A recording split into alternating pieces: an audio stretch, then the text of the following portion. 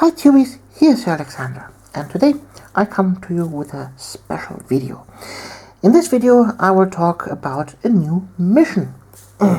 Well, almost all StarCraft and Warcraft 3 players might already know this scenario, and well, let's come directly to the point. I wanted to create the DotA, also known as Defense of the Ancient mission. I want to convert that into Warhammer 40k or Warhammer Fantasy, whatever you like. So, for those of you that are not familiar with DotA and how that works, here's a brief mission overview. In DotA, the objective was each player had one major structure, the castle or the ancient tower.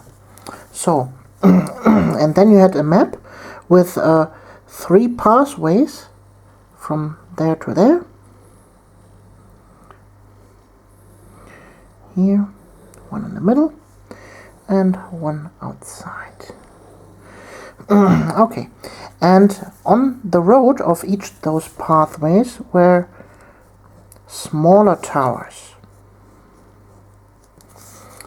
So let's cross them in real quickly.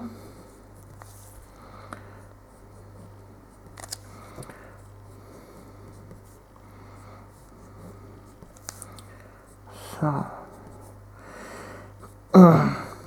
each side had 6 towers, and the objective of the mission was to destroy the tower here, the big tower.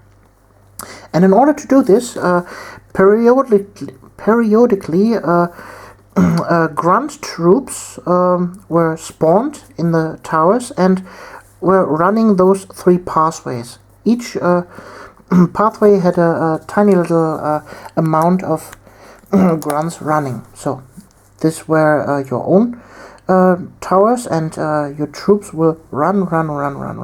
Same for the opponent, and when they meet, they would fight, and they were always the same strength, and so they will kill each other, and in another wave of grunts were spawned. So if no one would intervene there, no one would win, ever. And that's where the heroes came into play. Each player in this game had one hero, and with this hero you could interact with the troops and support them and break through, and then destroy the little towers to finally overrun the keep in the spawning zone. So for Warhammer 40k, I want to create this scenario. In order to do this, we will have to modify this a little bit, because nobody has so many towers to play with it. But we can make it from a small to a quite big game.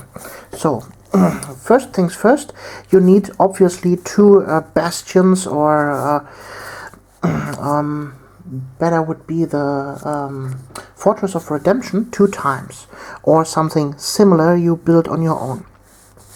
So each player has its base. So, and along this path each player has 1 additional tower. So, like that. So, and every 3rd turn, a spawning, I would say, timer occurs, and a new grunt horde will be spawned at your Fortress of Redemption, and will run towards the opponent's Fortress of Redemption. So, as grunt troops, I would say it would be fair if each race nevertheless has always the same troops. So it would be unfair if a Chaos Space Marine player would use Chaos Space Marines, and then a Tyranid player would have to use Termagants. That wouldn't be fair at all. So for each player it is always grunt troops, no matter what they look like. If they are Chaos Space Marines or Tyranids or Imperial Guard, they always have the same stat lines. So they are a normal human profile, 333 all around, with 1 life point and armor plus of 5+. So you're typically human. That would be fair. And we say each troop consists of 5 guys. So in the first round, 5 guys are spawned, and they run and go on like normal. They work on autopilot, because you can't actually manipulate them. They have always the same order.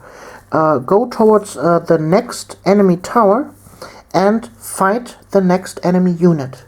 So if they came in range, in fire range of the tower, then they shoot, and if they are in range of enemy troops, then they would prefer to shoot at the enemy troops.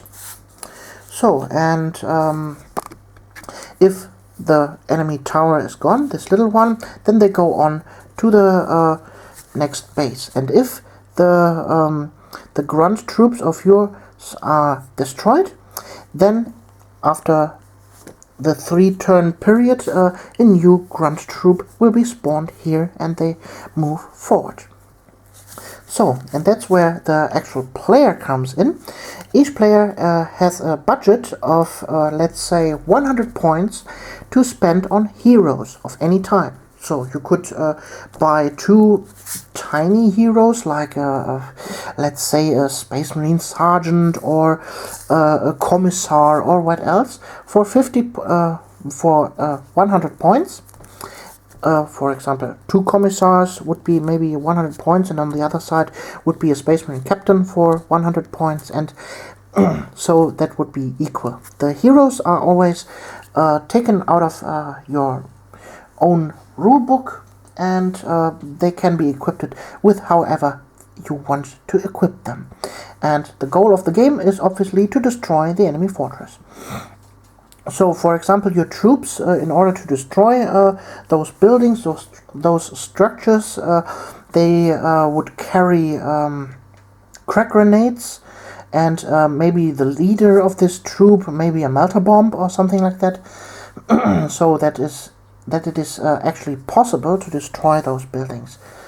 Yeah, you could also expand this to maybe 4 towers here, and then 2 troops each, consisting of 5 guys, and then you raise the hero limit from 100 to 200 points maybe. Let's say for each tower row 100 points of heroes. So, and this game goes on until one of those fortresses is destroyed. This might take 20, 30, 50 turns, maybe, but this would be something totally different from your standard standard Warhammer 40k game with just objective, and then let's play that. This is something totally different, and well, I would really like to see something like that. So, to use the towers as actual defense lines, and here in the Warhammer 40k rulebook you find the rules for the bastions and the Fortress of Redemption. Just simply use the stuff there. I would say the towers itself are also capable of defending themselves. They have heavy bolters attached to them, and they would fire at every enemy unit. So, I hope you like this idea of Defense of the Ancient, or DOTA, and we see us in the next video. Your Alexandra.